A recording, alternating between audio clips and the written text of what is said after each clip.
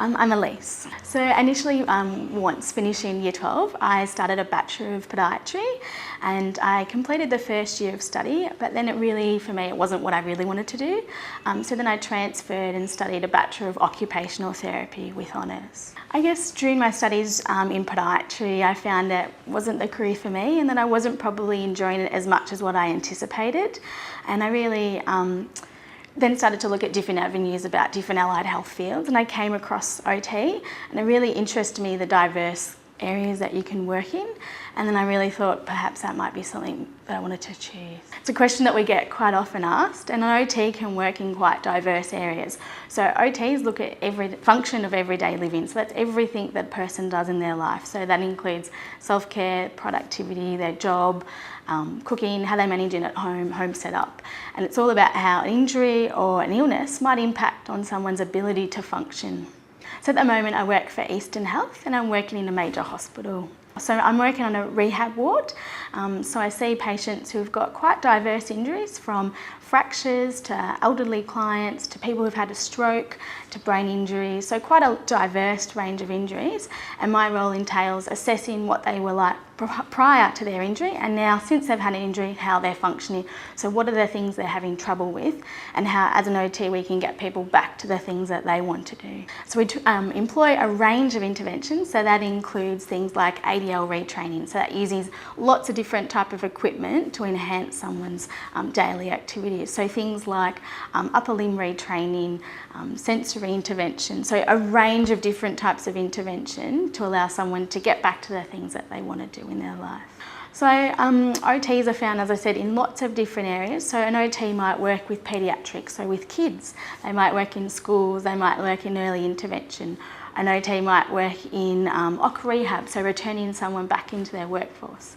Hand therapy, in rehab like I am, working with people who've had a stroke, a spinal cord injury. So the job opportunities are quite varied, but also looking forward to the future, there's quite a broad range of areas to work in. Yeah, so it's quite a diverse roles, and there are positive signs of finding a job, which is something really positive for people wanting to take up the career. I guess I love the challenge of working with people and the diversity, like no injury is the same and no two people are the same.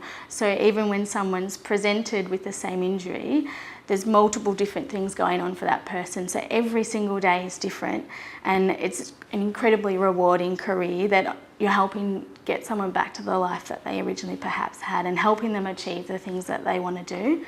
So it's challenging yet extremely rewarding. Definitely, I think if anyone's interested in health and has a passion for helping and wanting to work with people, perhaps a career in OTs for them, and advice, really go with where your passion is. So if you're passionate about working with children, passionate about rehab, passionate about mental health, passionate about any particular injury, OT has a role in nearly every single field, and that really to follow that and consider OT as a career, and to really consider the subjects that you enjoy to facilitate where your interests might lie, because you're more likely to do well at those subjects and succeed in your job. The best advice I have received is probably to have a work-life balance, because essentially, once you do leave school and you're in the workforce, you spend quite a lot of time at work, and the importance of having that work-life balance, particularly in healthcare, where it can be challenging and emotionally intense at times, is to really have that work-life balance to be able to maintain a healthy lifestyle for yourself,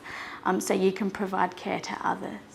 So I maintain my balance by having involvements in lots of other co-curricular activities, such as sport involvements that I still participate in even to this day, which really helps me have a balance between going to work and then after work I go off to go for a run, so it really keeps me in shape, but it also keeps me, for my mental health as well, to maintain sanity in working in a hospital. I guess with a career of OT, often there's quite a lot of opportunities for different experiences to come across, and one of the areas that I never could imagine occurring was the research opportunities that have come up. I completed the Bachelor of OT with honours, which meant that it's now opened a whole avenue of research opportunities. So now I've been involved in conducting research projects within an organisation, and I could never have imagined being involved in those research activities if I hadn't undertaken OT as a career. So the area of OT that I really enjoy so far has been physical rehab and the acute setting, so that's working in a hospital. So at the moment I'm just trying to get as much experience as possible since I'm a new graduate, and then hopefully I'll have a particular area that I'll just focus on. But really at the moment it's about physical rehab and acute hospital setting.